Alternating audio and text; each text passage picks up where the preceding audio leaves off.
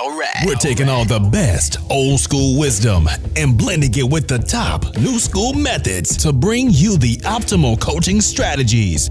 This is the 80-20 Baseball Podcast with Coach Bo. Welcome, youth coaches, youth parents, youth baseball players. Welcome, 80-20 Baseball community. As always, I'm excited to be here with all of you. Our weekly get-together. I received some great emails this last week. One of my original listeners back when we started this podcast. And all the emails I received this week were from listeners who have been with the show a while, which is always super cool. With that said, I'm hoping to hear from some of you newer listeners. Shoot me an email, Coach Bo at 8020baseball.com, or head over to the contact page on the website, 8020baseball.com. All right, first off, I want to apologize for omitting something last week, omitting a couple examples last week. So I failed to provide examples of coaches who may not be coaches we want our kids playing for. So many of you are coaches, you're coaching a team, but there's others that are parents or even players listening to this. And even those of us that coach at the youth level, we don't coach necessarily every season. We might not coach in the fall. We might not coach in the summer. We may just coach in the spring. And there's a good chance our kids sooner or later will play for another coach. In last week's episode, I threw out the idea of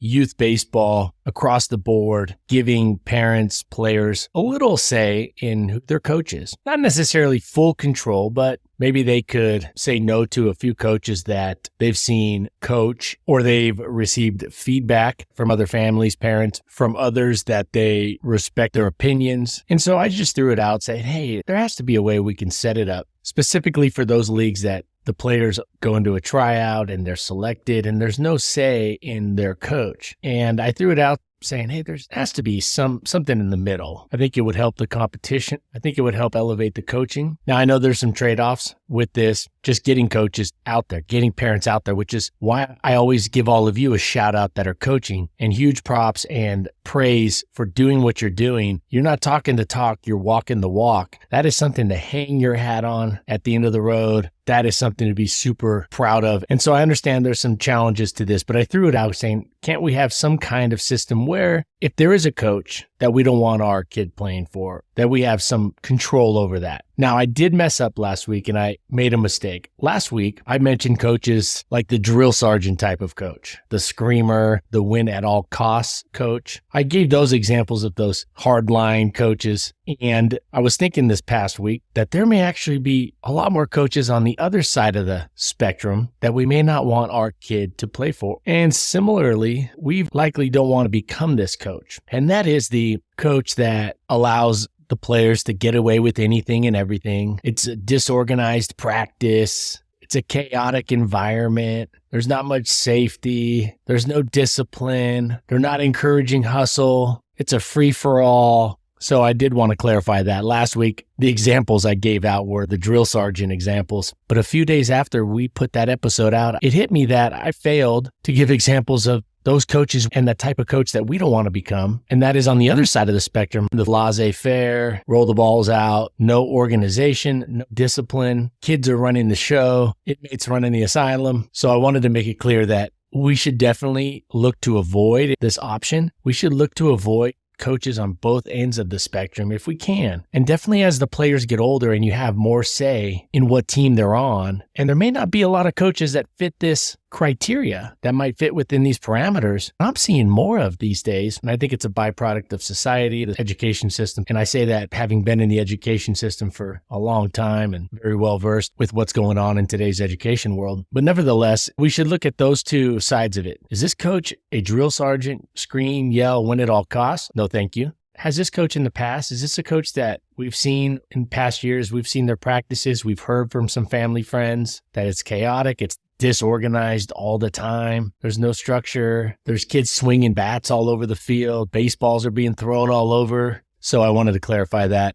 Let's dive into this week's episode. It is packed. We're going to talk about how we can learn from the chicken sandwich. Also, I have a tip for having our pitchers and catchers on the same page. We will also discuss how coaching our players to think differently about winning and losing is a massively important life lesson. And I have a nice slogan for this and a nice operating system to use with your players. And then we're going to discuss why hitters shouldn't be looking for walks. Lastly, we will finish with how we can learn from the Texas Rangers. It's spring training time, and there are definitely some nuggets of wisdom out there that we can learn from. And in this case, from the Texas Rangers, the world champion Texas Rangers. That has a very interesting ring to it. All right, the chicken sandwich, teaching us to be better coaches. Great leadership, advice, strategies that can be found everywhere. I was watching this video, and it was an interview of Steve Robinson. And Steve Robinson is the former CMO of Chick-Fil-A. So the former CMO of Chick-Fil-A,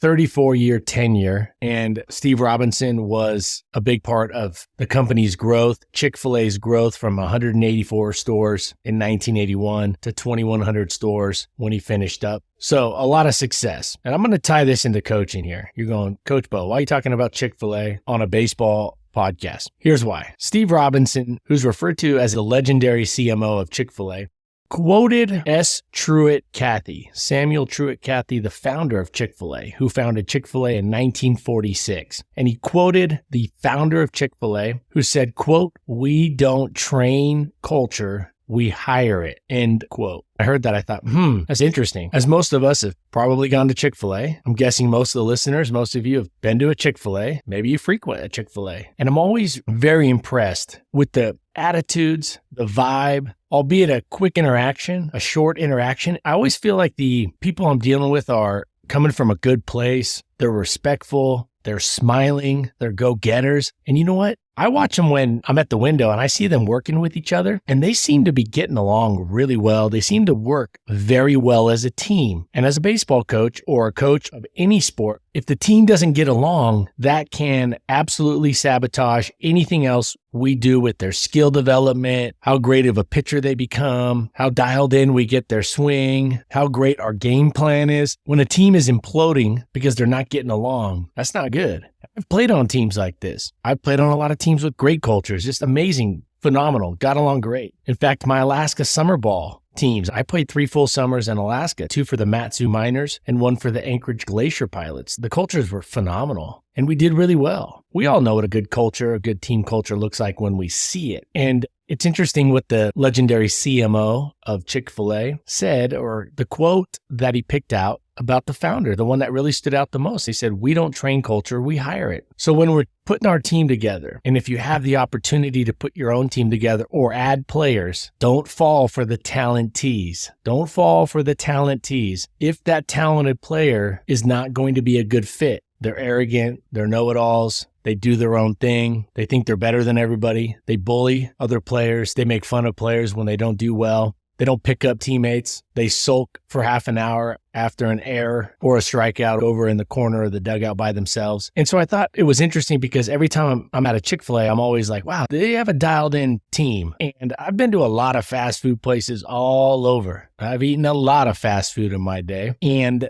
Chick-fil-A and In-N-Out are the two that I'm most familiar with that seem to have a clear difference. Their culture, the vibe is that next level. Of course, there may be cultures at restaurants near you or other places of business that are even better. But I was watching this video and then actually reading an article here from Business Insider, and it was an interview with Tyler Hendon. So Tyler Hendon was an 8-year human resource executive at Chick-fil-A. So this was a Business Insider article. I'm not going to hit on everything, but I'm going to touch on a few things and pull out exactly what we can learn from this so we can be better coaches. And so Tyler Hendon, human resource executive, Chick-fil-A, explained Chick-fil-A's core values throughout the hiring process. So essentially onboarding or bringing on a player. Think of it this way. Think of it as bringing on a player to the team. Number 1, heed a ton of caution toward those applicants, those people who express their negative opinions about past jobs. He said, quote, "One of my red flags is if someone has worked several jobs and they have nothing good to say about any of those jobs or people," end quote. So what I pulled out of this for coaches is if a parent badmouths their past coaches, especially right out of the gate or in that first conversation, or it's the first thing they say when you ask them, "Hey, how was last season?" or "What did you like about your past coach, or what didn't you like? And right out of the gate, they start blasting the coach, blaming the coach. This should be a huge red flag. If they come out with some praise and then say some things they didn't really like, but they're not attacking the coach, okay, that's fine. There's nothing wrong with critiquing. There's nothing wrong with them sharing their thoughts about things they thought the coach could have done better or things they didn't really like, but it should have some balance at a minimum. So, big red flag. Parents badmouth their past coaches right out of the gate, or they're heavy-handed with that negativity. Number 2, how do applicants align with company core values? Tyler Hendon, the human resource executive at Chick-Fil-A, I'm not sure if he's still with them, but nevertheless, said about this point, how do applicants align with company core values? How do players align with the team's values, the team culture values? Quote,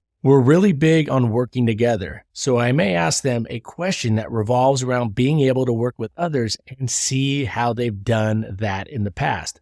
If you're talking to some parents, if you're talking to prospective parents and players, and again, I know this doesn't apply to every team in every situation. Some situations you don't have this much say or control over who you pick, but it's food for thought. And if you coach long enough, you'll probably get to a point where you have a lot more say in your players, or at least the majority of your players. So you could ask a follow-up question if there is some negativity. If they are sharing you a negative experience with a past coach, you could ask, how did they work through it? How did they try to resolve it? And again, a lot of times it will go back to just blame any other person. It's all their fault. It's all that coach's fault. The coach was terrible. And we did everything right. It's 100% the coach's fault. Huge red flag. As for me, that gets the name crossed off the list. Now, before I hit number 3, some of you might be sitting there going, well, Coach Bo, these kids do need a place to play.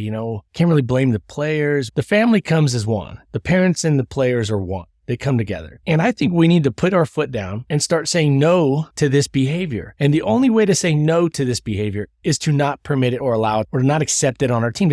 If teams keep welcoming these families, these parents, players, these bad attitudes, selfish attitudes, narcissistic attitudes, all about me, all about my kid, blaming everybody. They come in with a victim mindset. The coach was out to get my kid. They need to get the message that there won't be spots for them on the teams, at least with the coaches that they want to play for, a coach like yourself. They will find a place, but I'd rather err on the side of sending the message that this isn't allowed rather than just permitting it and saying it's okay, which is what we're doing if we tell them, yeah, come on, we want you, even though they're coming in with a ton of baggage and they need to work through and unpack that baggage. They won't do that if they just keep having teams and coaches welcome them with open arms. I think we need to take a stand, and it starts with each of us as individual coaches and teams. All right, number 3, everyone doesn't have to be super friendly. So this is a third thing they look for at Chick-fil-A when hiring. Everyone doesn't have to be super friendly. So players don't have to be from the same mold, not just with personality, but also skills. Variety and balance can improve the strength of the team culture. It can strengthen the team culture even more so than if it was more homogenous. So they don't say, hey, every person that interviews at Chick-fil-A needs to be super friendly to get hired. And he said, quote, our restaurants are made up of different personalities and backgrounds, and we try to do a great job blending all these people together to serve our guests and community. They have parameters. Now I'm going to skip number 4. It's not relatable to youth baseball. So I'm going to skip number 4 and go right to number 5. Number 5, allow future job applicants to work with the company before applying or before hiring. So they want to see the job applicant work before applying or hiring. I've mentioned this before. If you can, and you are in a situation where you can select players or say yes or no to a player and parents, have them practice with the team for a few practices as a tryout. Most tryouts are designed to showcase individual skills, hitting, throwing, running, fielding ground balls, catching fly balls, etc. But if the number one thing for a team to have a successful season at the youth baseball level is a positive, fun team culture, team environment, and all we're doing is checking out their swing, evaluating their arm, evaluating their speed, evaluating their fielding ability, what position they can play, well, that doesn't add up.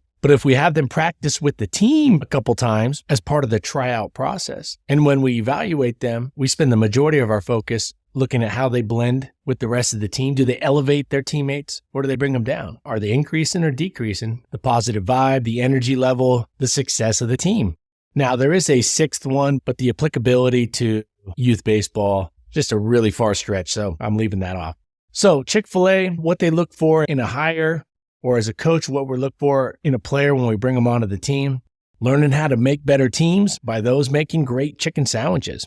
Now, diving into the next topic, I have a quick tip for having our pitchers and catchers on the same page. I recommend to have your catchers and pitchers talk about their preferred target or glove placement. For example, the catcher could ask, hey, is the height of my glove good? Would you like my glove a little higher, a little lower? Usually in and out are pretty self-explanatory. I mean, the catcher can't just go anywhere. If it's 3-0, they should be set up down the middle. If it's 0-2, they might be a little off the plate, but shouldn't be egregious. So the catcher moving the target in and out is likely not going to be something that needs to be tinkered with too much, or the pitcher shouldn't really have a big need for that to be adjusted. So catchers should know approximately where their pitchers like the glove. Another thing that can come from this is the pitchers may say to the catchers like, hey, can you give me the target earlier? Can you show me the glove earlier? Some catchers are a little slow with that target. Now at youth baseball, they're actually the best at showing that target early. As they get more advanced, catchers try so hard to hide the target from the other team, and I think they're actually doing their pitchers a bigger disservice by hiding the target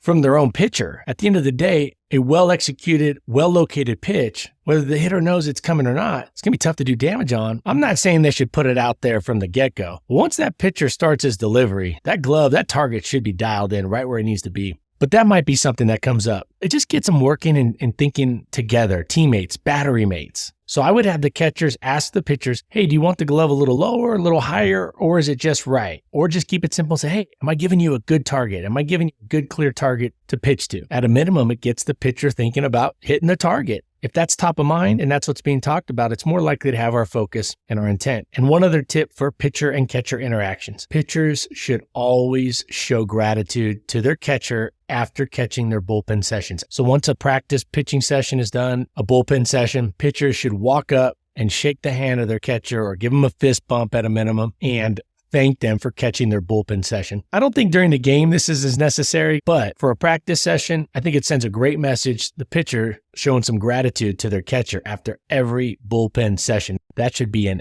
SOP between the C and the P. All right, next up, let's talk about coaching our players to think differently about winning and losing. Either we win or we learn. It's not win or lose. It's win or learn. This is a paradigm I truly believe we need to start really drilling into our youth, our kids. It's not about success or failure. It's about success and learning. So it's success or learn. We don't win or lose. We win or learn. We can make the argument that we can still learn when we're winning, but for simplicity's sake, and because of how important this mindset, this paradigm can be for our players and youth as they get older, this is something that will help them for life. So we share this message to our players. Either we win or we learn. Guys, it's not win or lose. We're not going to win or lose. We're going to win or learn. Hitters, you're either going to get a hit/walk or you're going to learn. Either you're going to go up and have a good at-bat or you're going to learn. Striking out is learning. I like the wording, that's a learn. They make an error, hey, that's a learn. They strike out, that's a learn. They go down looking, striking out on a close pitch. Now this gets them thinking, one, it's not a negative when they fail. Two, what is the learning out of it? They start focusing on, if it's a learn, now we're directing their attention towards the learning opportunity. Now, whether they run with that or not, or how fast they learn, how fast they get better, that's not necessarily something we're focusing on initially here. It's switching this mindset of winning and losing, success or failure. It's winning or learning. It's success or learning. So let's coach our players to think differently by using different words. Hey, we're going to win or learn today. Players, hey,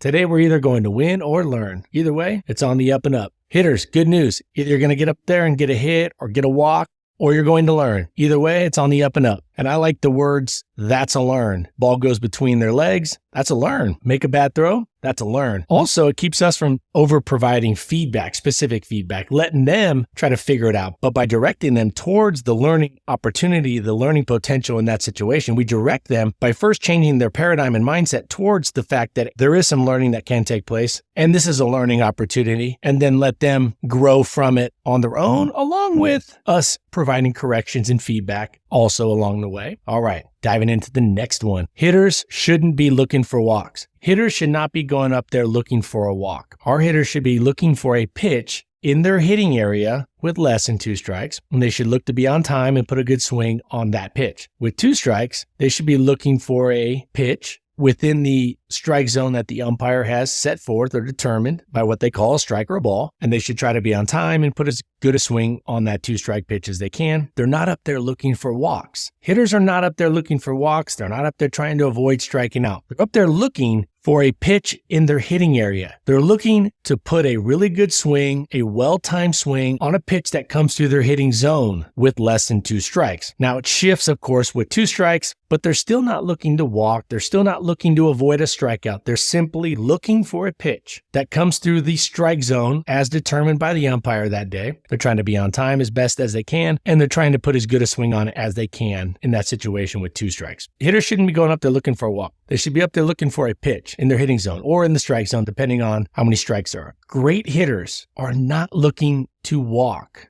Walks are simply a byproduct, an outcome of having a good hitting plan. Looking for walks is not a good hitting plan. Players should focus on the process, not the result. The result is a walk. The result is a hit. The result is a home run. The result would be a strikeout. The result would be a double. Players should be focused on the process and be ready and on time, and hitters should be looking for a pitch in a certain area with less than 2 strikes in their hitting zone. And to clarify hitting zone, that's something they can hit relatively hard. Doesn't have to be a home run by any means. Something that they can hit a line drive on. Something they could hit a hard 1-hop ground ball on. Something that they could drive past the infielders. It should be a pitch that they can drive with some velocity past the infielders, whether that's a rocket 1-hop ground ball or a line drive or a double in the gap. So I wanted to touch on that. If you find yourself coaching hitters to, hey, look for a walk.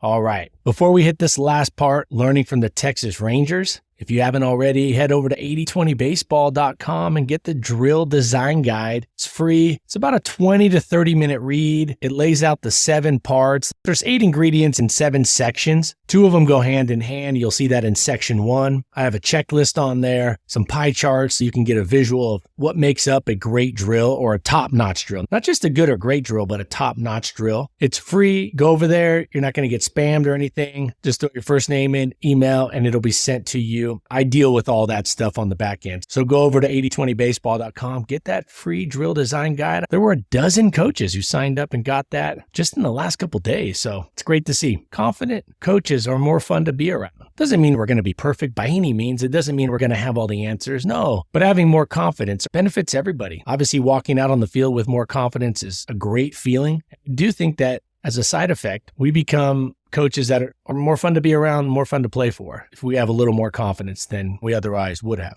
All right. The Texas Rangers, the world champion Texas Rangers. So according to one of their coaches, Donnie Ecker. So Donnie Ecker is the offensive coordinator for the Texas Rangers. Offensive coordinator. I wonder if he can parlay that into some time with the Dallas Cowboys, calling plays for Dak. But I digress. He's the bench coach and offensive coordinator for the Texas Rangers, who had a phenomenal year last year. Their offense was at the top of the charts, at the top of the leaderboards for a lot of the key stats, such as how many pitches did they chase, how often did they swing at pitches in their hitting zone. They have stats for all that now, and they're fun to look at. And there's a direct correlation between that and hitting success. Imagine that, swinging at good pitches. So Donnie Ecker said the Texas Rangers have this thing on their wall in their training facility that says, quote, "Be you within us. Be you within us," end quote. He said the general manager, Chris Young, laid it out to the team that, hey, they have a system, they have parameters, but players are free to be themselves within that system. This is huge. We've talked about this for years on this podcast. As a coach, we set parameters and then give our players some freedom within the parameters. I use the analogy of having a wild animal park, and those kids are wild sometimes. We don't want to put our players in an 8x8 cage. And on the flip side, we don't want our players free roaming on the Serengeti. I think of it as a wild animal park. And so it used to be, I believe, called the San Diego Wild Animal Park.